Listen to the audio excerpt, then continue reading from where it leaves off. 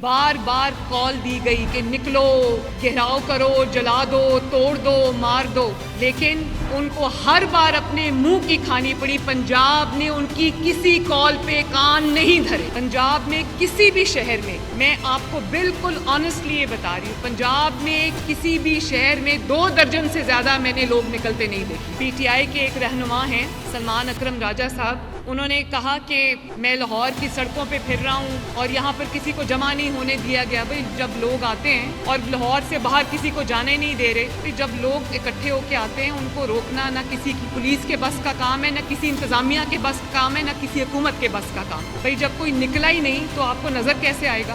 اور یہ کوئی انسیڈنس نہیں ہے کہ ان کی ہر کال بری طرح پٹ گئی ہے، فیل ہوئی ہے۔ یہ کوئی انسیڈنس نہیں، اس کی ایک وجہ ہے۔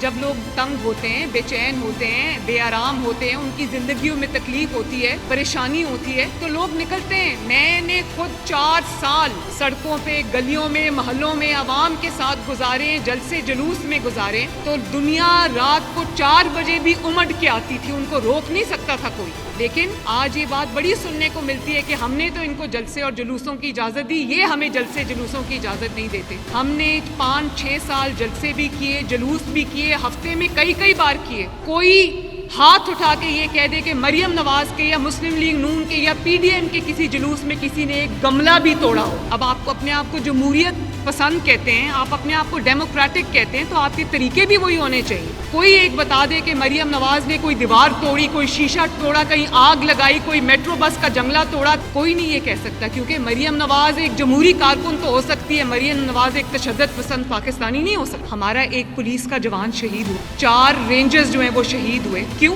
کیونکہ ایک ماسٹر مائنڈ جو اڈیالہ جیل میں بیٹھا، اس سے جیل نہیں کاٹی جا رہی۔ ہم نے بھی جیلیں کاٹی ہیں۔ کوئی یہ بتا دے کہ مریم نواز نے جیل سے کال دی تھی اور اس نے کہا تھا کہ سارا شہر بند کر دو اور آگ لگا دو، یا کبھی نواز شریف صاحب نے یہ بات کی ہو کہ مجھے جیل سے نکالو ورنہ میں اس ملک کو چلنے نہیں دوں گا۔